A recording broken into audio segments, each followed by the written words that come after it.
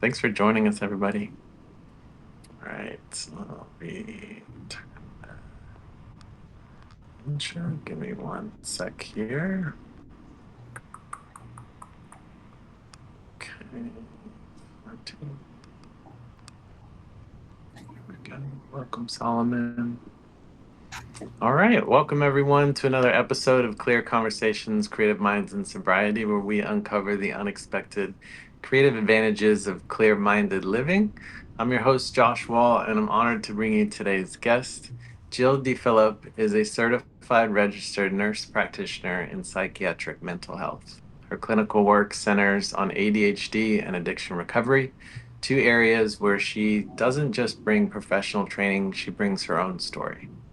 6 years ago, on April 20th, 2020, Jill got sober. What happened between then and now wasn't a straight line. There was a pandemic, an empty house, the gift of desperation, and a 5 week stay in treatment she describes as the most important thing she's ever done for herself. She went in wearing borrowed flannel pajamas and came out with a clearer sense of what her practice was actually for. Today, she writes Still Growing on Substack, where she covers recovery, neurodivergence, and what it looks like to become more fully yourself.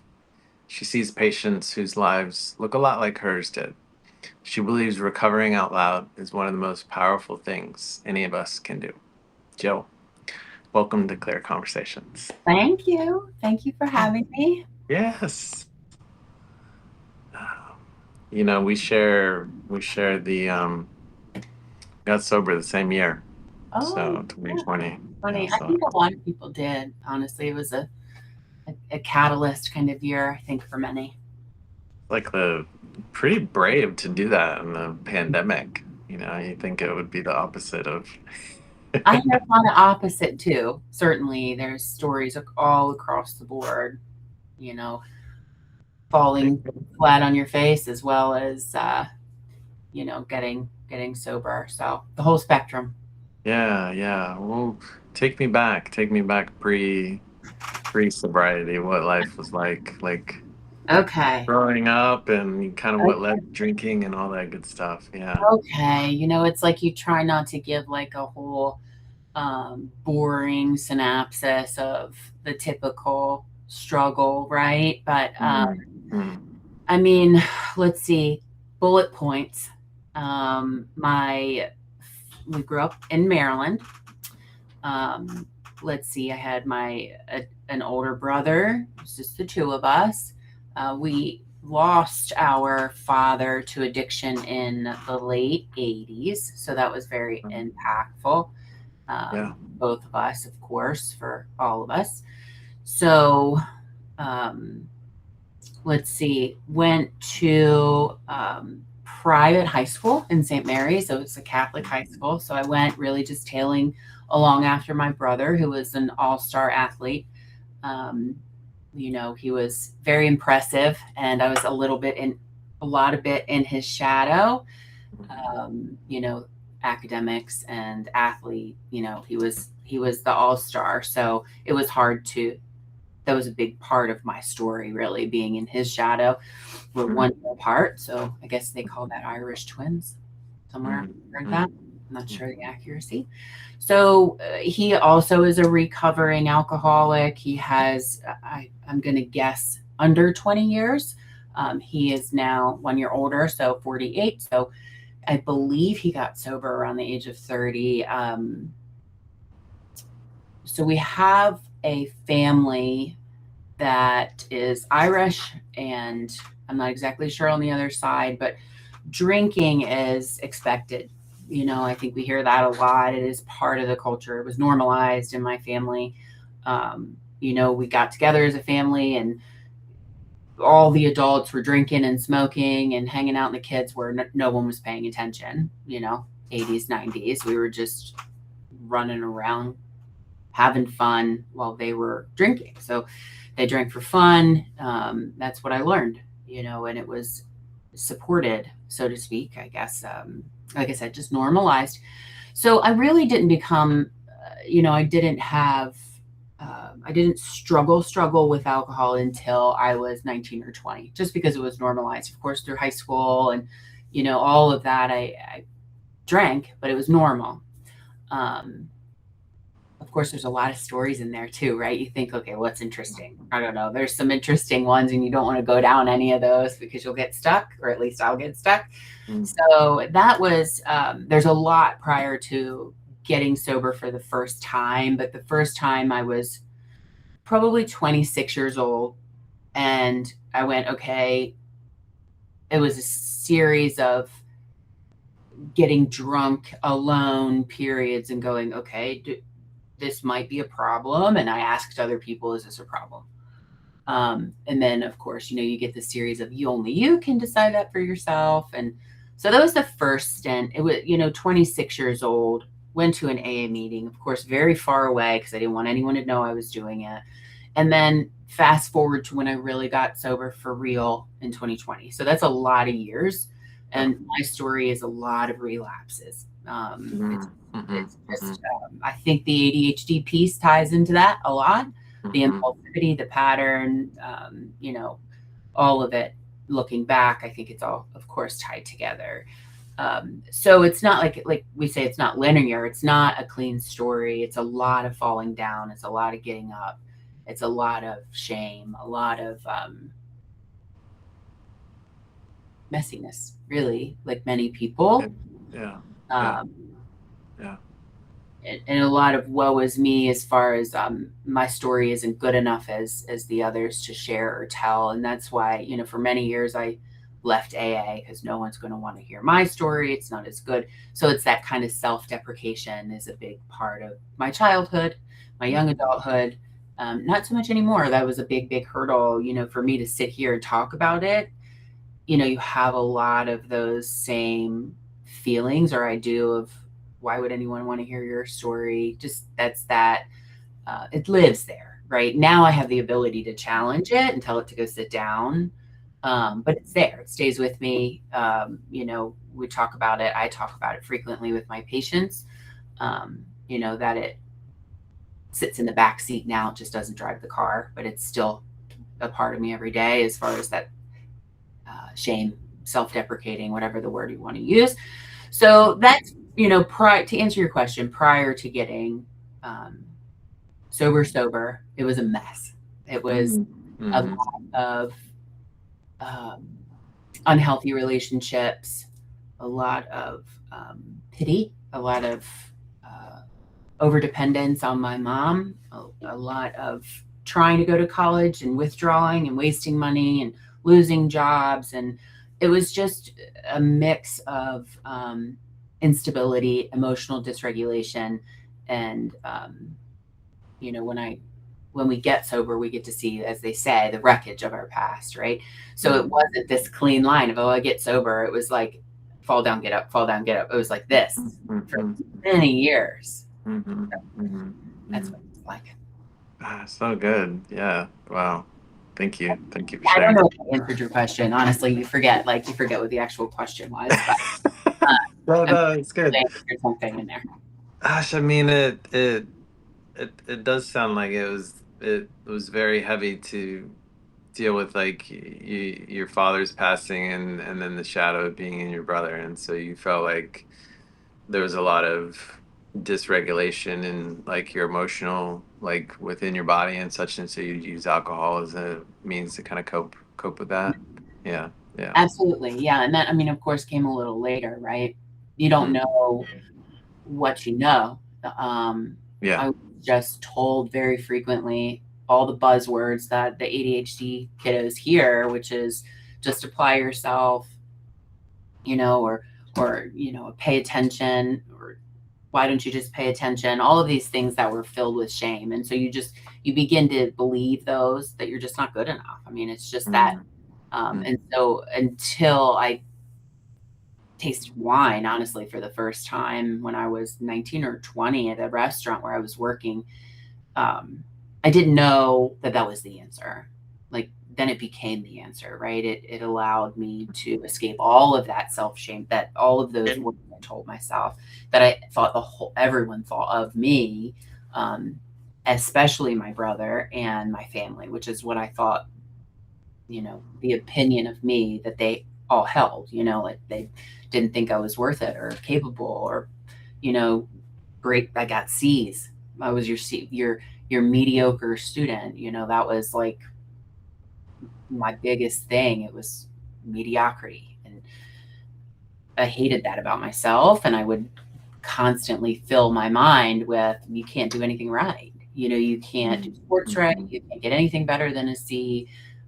It's just, like I said, that self-deprecating, constant, you can't get out of your own way. And so you believe all that. And then, you hear positive and negative from people around you, of course, but what I took with me is that negative. And so everybody thought that of me everywhere I went.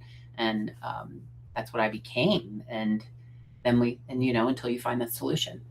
Yeah, yeah. So good. Yeah, Jen, I'm gonna pop into the chat here. Jen says the link between neurodiversity and addiction needs to be studied even closer. So thanks for sharing your story.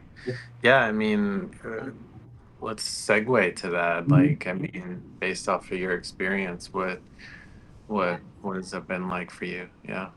Absolutely. And I think there are people out there definitely in these circles, in our neurodiversity circles, they're bringing it together. Definitely need to do it more. I've noticed there's definitely a hole in that. And of course, why I'm so passionate about it, because we're learning so much more.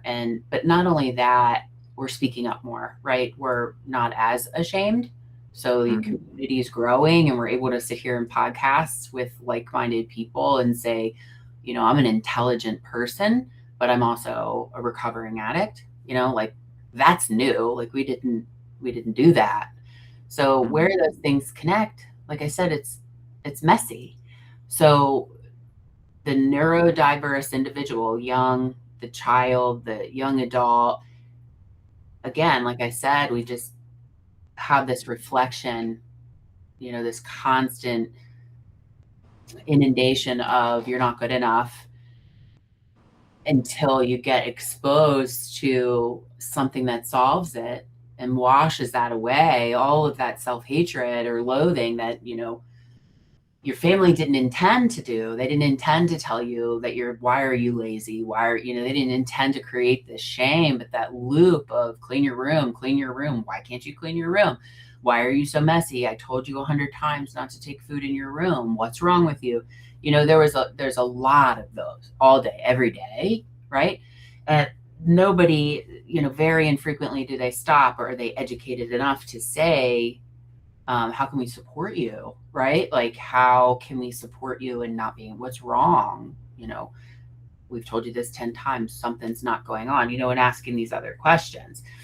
So it makes sense, right? That it would lead us to finding a solution. And it's a symptom. Like, mine was red wine. A lot of people, it's food, whatever it is that can numb it out, that can create that escape and answer. And for me, it was wine, right? It was very seductive.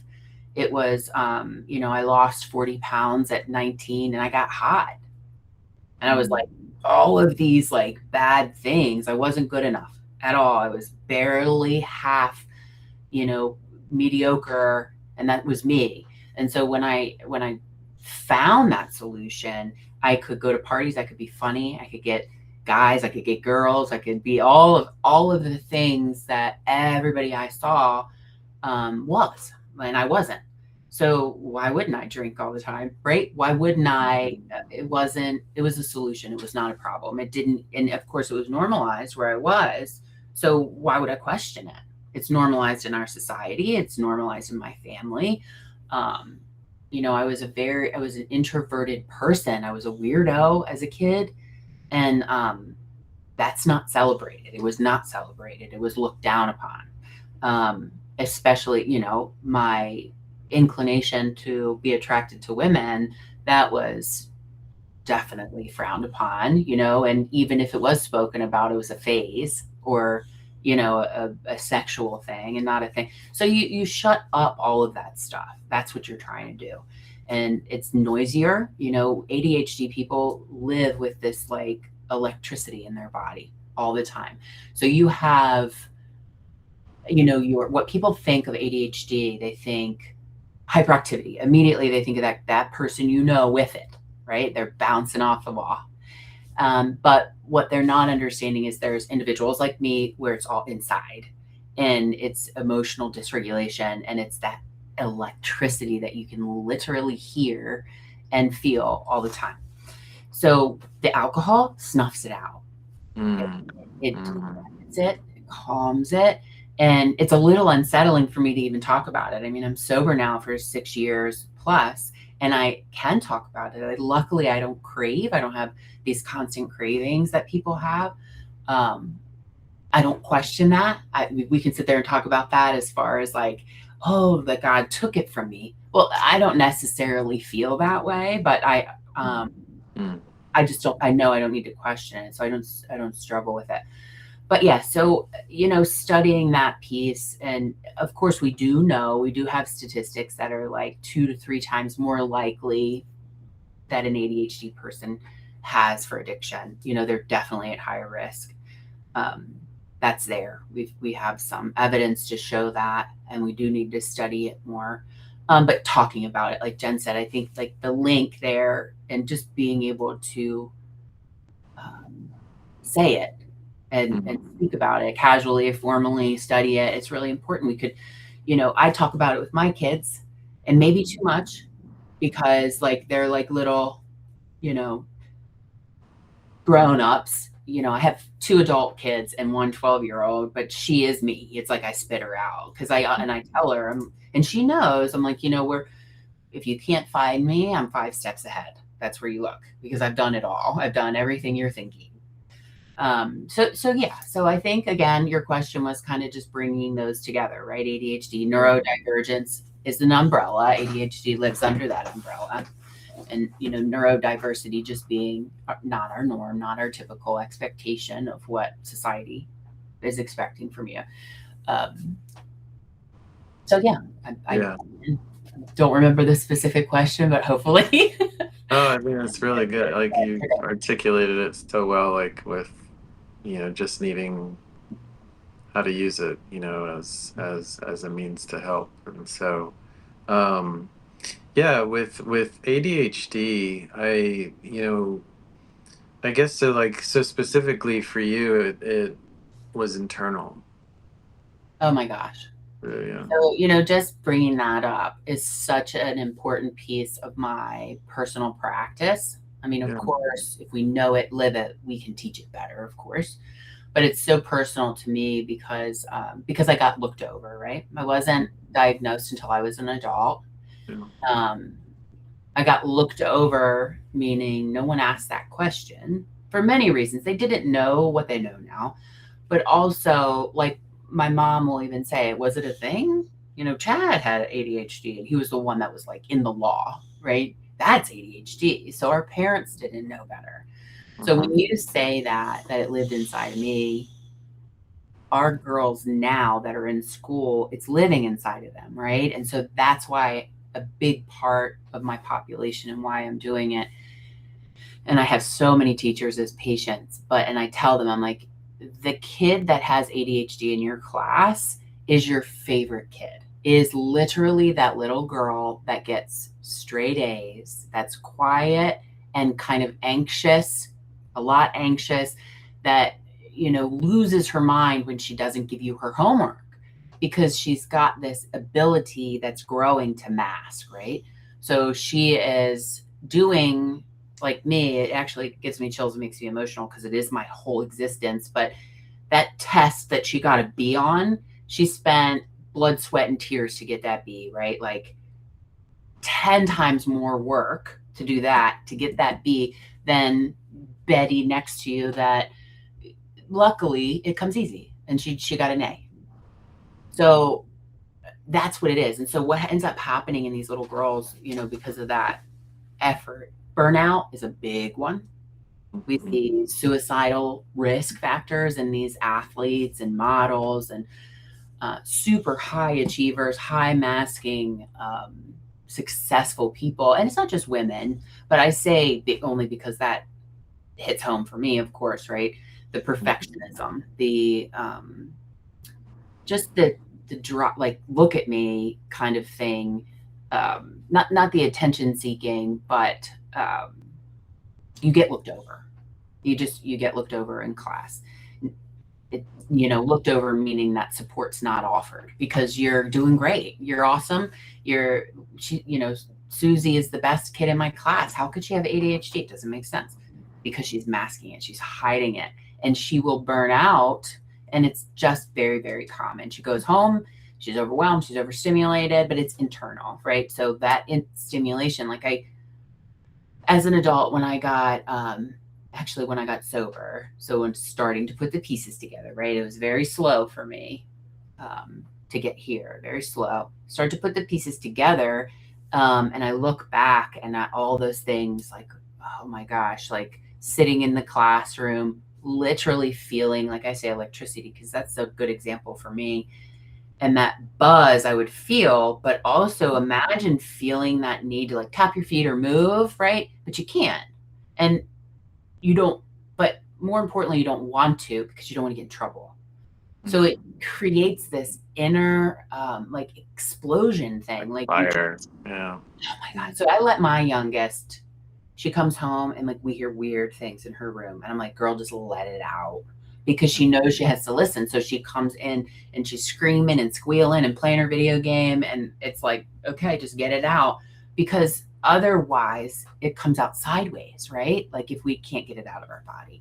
And so it builds, and you just try to quiet it. And it's just very, very close to home because I'm trying so hard, and I'm building the pathways, I think, but what I want to do is go into the classrooms, talk to the teachers. And I'm doing that by my patients who are teachers and saying, don't overlook that little girl. Ask her the right questions.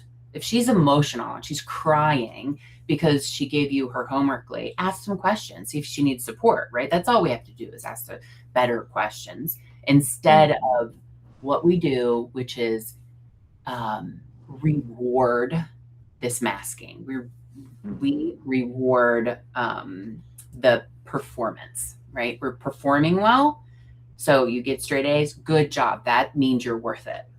So we're not asking questions about emotions. We're not asking it about executive functioning. How are you functioning? Are you resting? Is this hard? So my hope along the pathway here, if I can stay organized, is to educate and help people see that those little loopholes that we're missing, like me, because I fell through. And I think that probably if we could go back in time, maybe my brother would have addressed it differently and not been like, why are you so lazy? You're so lazy. If he knew better, right? Like that kind of thing that we do say as parents too. There may be people here that say it to their kids that are like, you're 8 years old. You should know this by now. I guarantee you, like teachers, parents, all of them say those words. You're supposed to be here. You are in 3rd grade. Why can you not do this? It's that one statement we say all the time, but it creates this shame, and that just builds and builds and builds. And that was me, you said, and it does. It creates that already, that's already there neurologically through your body and your nervous system. It compounds it, and it does lead to burnout. And although it may be good for my business because people come and find me at that point, I wish it wouldn't happen as much and we could kind of catch it early, right? Yeah. I mean, I really hope through like these conversations that, it's like our education system kind of evolves, from this, and that we start seeing, possibly like in even elementary school where there's like nervous regulation, like classes and such like that, where, I mean, you can, like, just think about that. Like, think how huge that would be if, like, you get that in elementary school and you bring that to high school and you're even studying that in the high school. Yeah. Oh my Yeah. gosh, that would be the best because it's so connected, and it shouldn't feel like so far fetched. I do know teachers now that I talk to, really good ones, that instead of going, okay, you're in timeout for touching someone impulsively or hitting them, or not hitting them or touching them, but like that, but being impulsive and you've got to go be punished. She has a corner of overstimulation. She has a cute name for it, like teachers do. But if you feel overstimulated, you can go in this sensory corner or whatever it is, or sensory area. And that's the right direction, right? We're helping support that regulation. They don't teach that. It's very punitive. It is very filled with shame. And honestly, this is where it comes from. It comes from our adults. It's not what we're told at home. Like, our parents and our teachers say things. That's not what we're learning. That is noise. We are watching. Kids are absorbing energy and we're watching our families. And I say it all the time. And it's like, if we get that and we teach that, then wouldn't we want to be more successful as teachers and parents and model it? So that means what? That means the proper education. That means meditation. That means exercise. That means no garbage food. This stuff isn't woo woo and looked at like crunchy weirdos. It's normal, like it is in every other country, Yeah, right? right.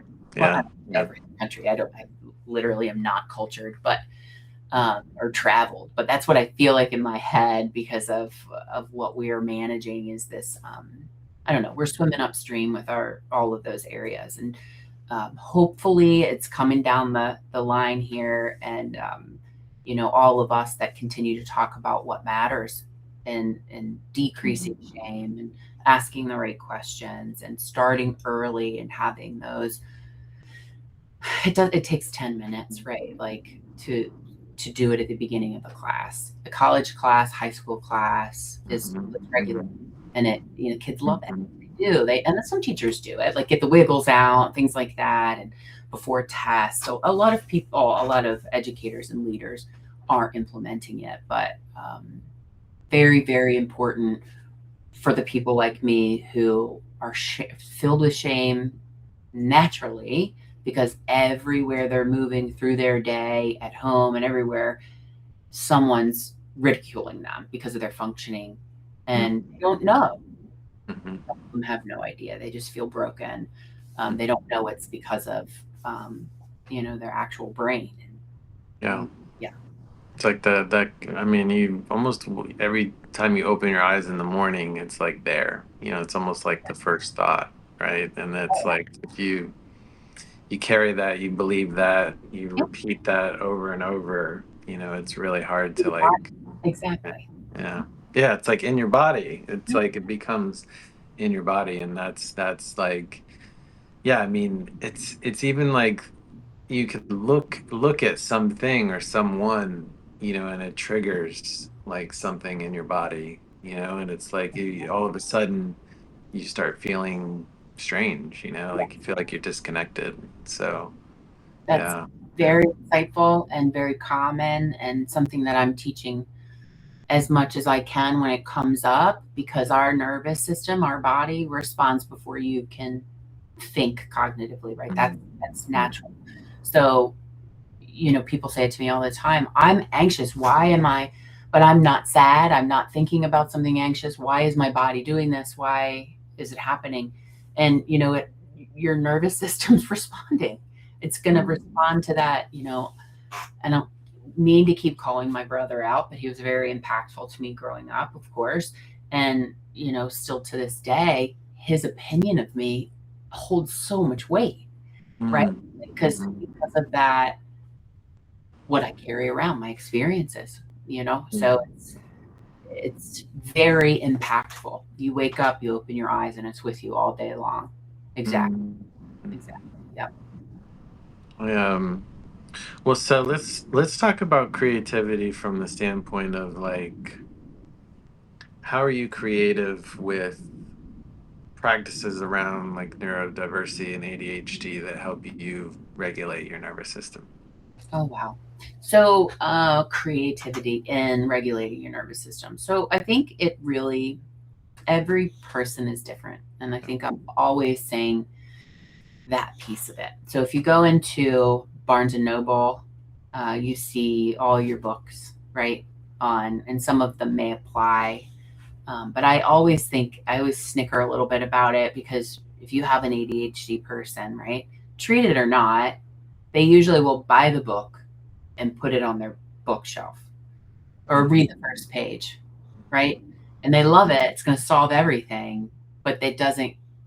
I mean, that's usually the habit that happens with somebody who doesn't have a neurotypical mind. So you have all of this different information out there. It's very, just like cosmetics. I mean, it's just so inundating. It is so overwhelming when an individual is already overwhelmed. Mm-hmm. It's like, okay, where do I even start to learn how to do this? So when a patient comes to me and we do like a regular psych eval and we talk about treatment planning and medicine and all of the traditional stuff, and then we can kind of unpack that, we have to know little bits about them in order to answer that question, right? Because it's so individualized. So, I have across the board different odd ways to regulate your nervous system that may look a little textbook to start, but are modified based on the person. So I'm trying to think of an example, but usually the cookie cutter example, it doesn't really work. Of course, going for a walk should be accessible to many, but with ADHD, you have task initiation, you have task paralysis, you have shame, you have a lot of hurdles and barriers. When someone says, just go do that, we could talk about that all day long. And that resistance to demand for someone who has autism, I mean, there is a literal resistance to what you just put on them to do. So one of the little tricks is to figure out what it is you love to do, right? What brings you joy, what's always wrapped around that, and creating a desire to do the thing, right? So if we simplify it by saying an exercise program, right? Like you love Pilates, you love Pilates. So therefore that's going to regulate your nervous system.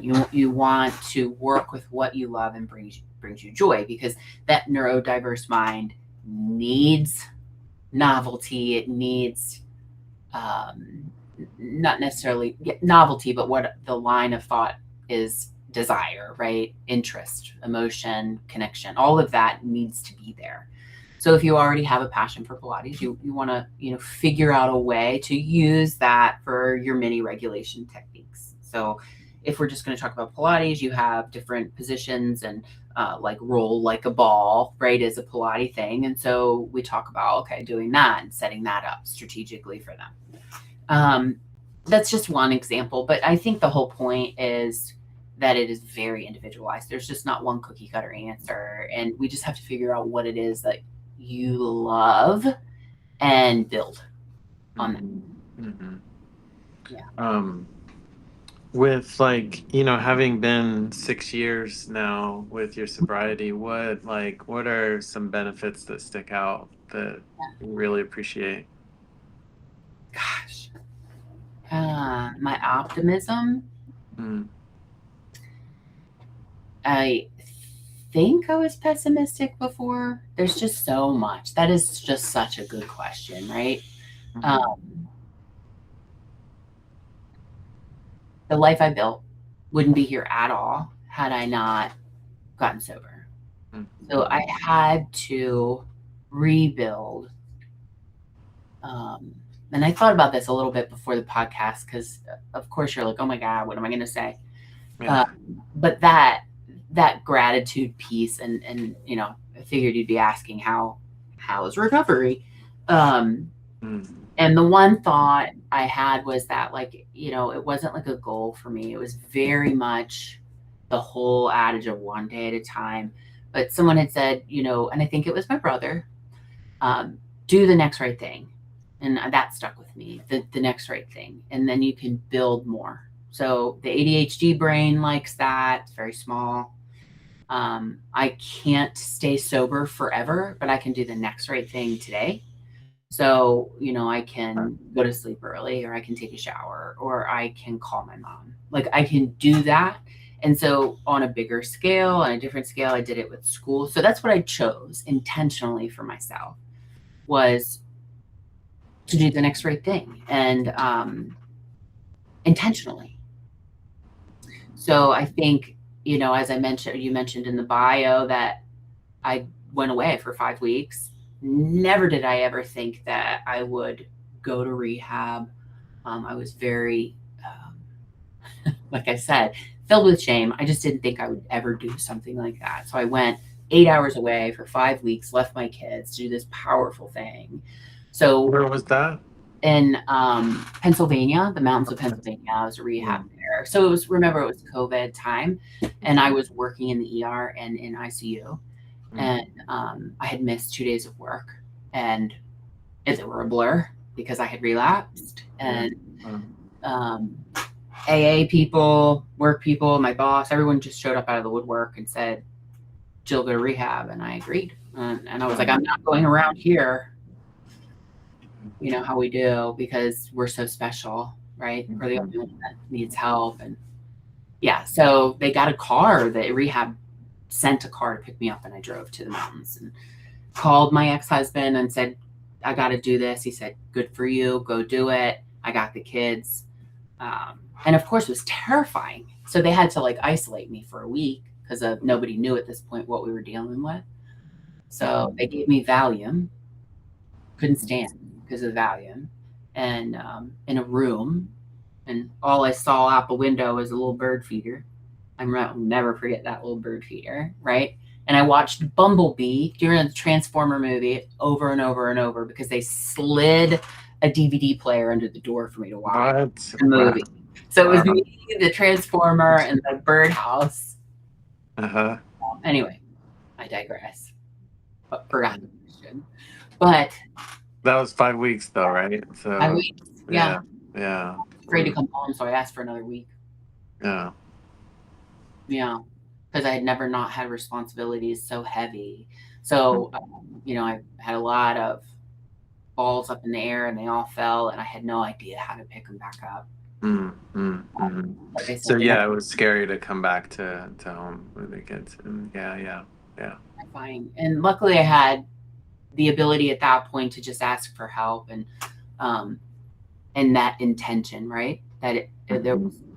And I think I was trying to explain before that I segued. It's just that willingness. I fell in love with that word willingness. And it, people in early recovery roll their eyes because they're, we're irritating the demons inside of them, of course, when we're saying these buzzwords, as it was. I mean, it just happens when you're super positive and they feel dark. But the word that is my favorite word, and I probably say it to all my patients all the time, is willingness, right? I didn't have that. And when I came back from rehab, that's what I held on to, was that one word, because you have to have that 100% willingness to do whatever it takes to be sober and put that first, always, every single day, the next right thing. And that's what I wasn't doing all these times I fell on my face. So that was the shift for me. And that I have to still do every day, is be willing. Yeah. So good. This was so awesome. Good. It sounds a little cheesy though, right? I mean, it does. It's just, we laugh about it. You bring in your kind of dark sense of humor, which I have to have sometimes to just manage things, be funny. But it's important. That's the thing. It's the willingness. And I'm really, really surprised that I can sit here and have this conversation with you because of that zero confidence I had for an enormous part of my life, right? I did that with asking for help and working, and not necessarily working a program, although that is a big part of my life. It wasn't just that. It was my support system and my friends, and being really, really humble, and just having the willingness to finally put the things I wasn't willing to give up, put them below recovery. So, and it took me an embarrassingly amount, not embarrassing, but a long time to get it. And that happens sometimes, and you just keep trying again. I think all of us know like the person that gets it. And I did focus on that person in the room of AA. If I went to a meeting, I focused on them.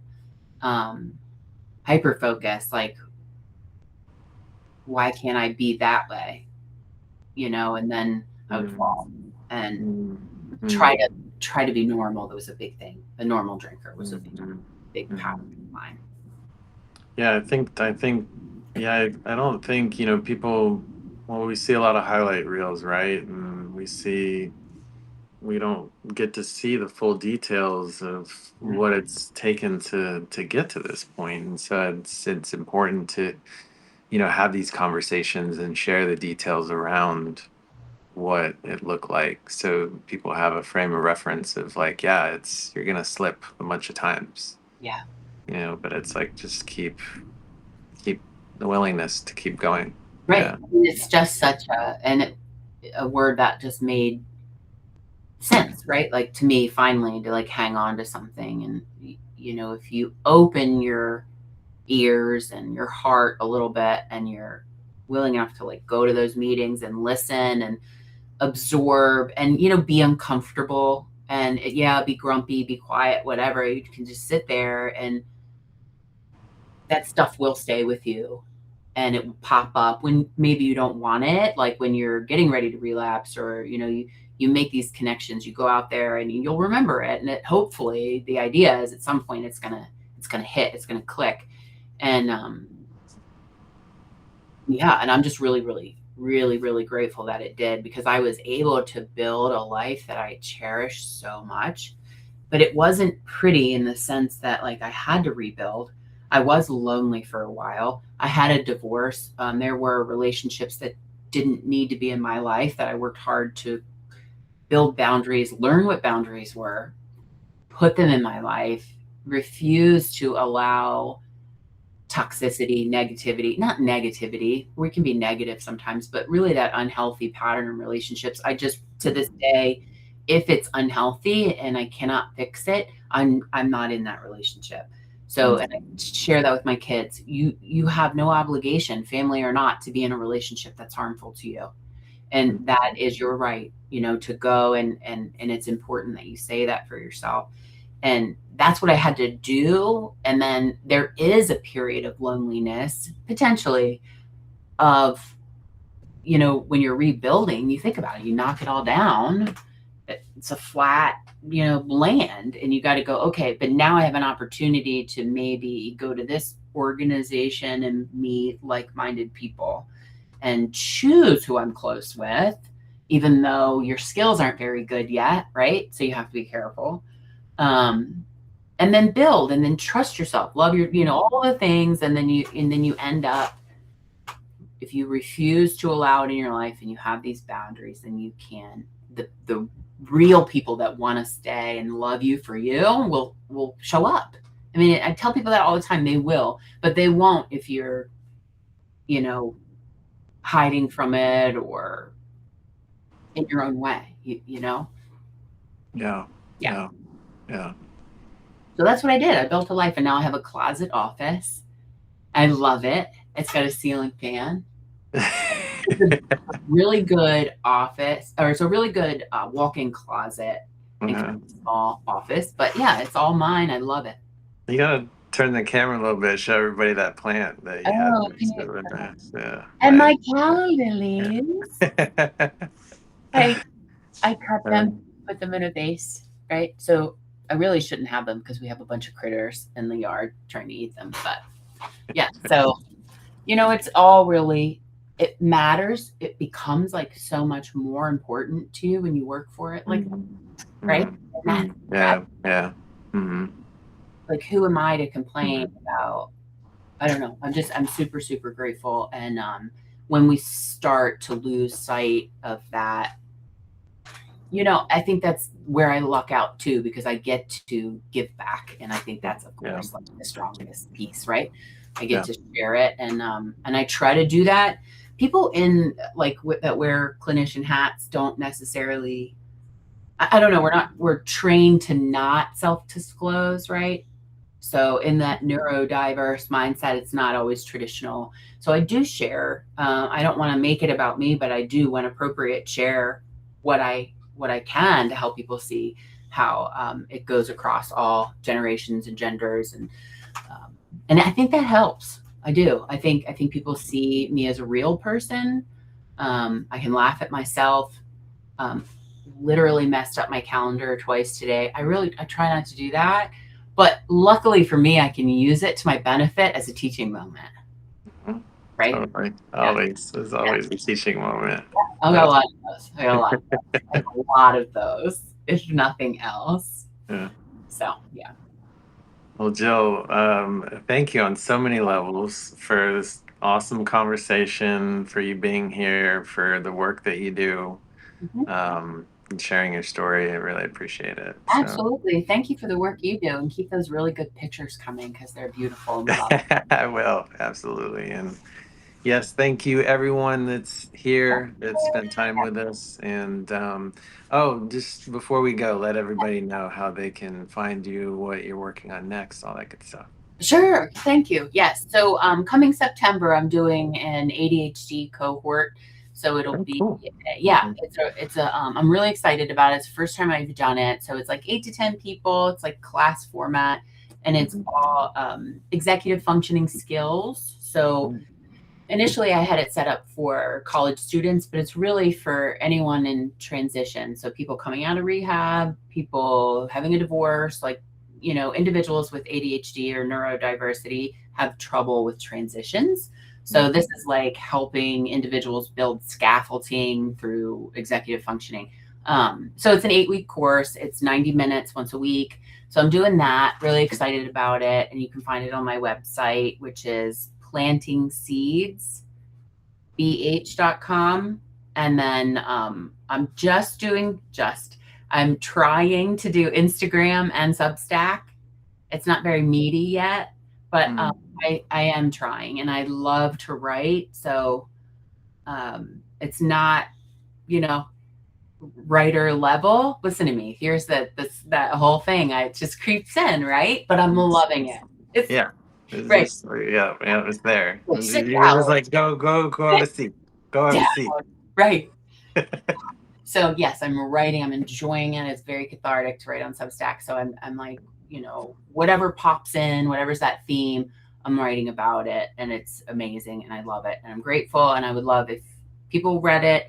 You can easily find me on the website, as well as like Psychology Today, um, Headway, all of those places I should be plugged in as well, and Instagram, which is planting seeds basically everywhere, because that is all I can do is plant seeds. That's about all I can do to help people.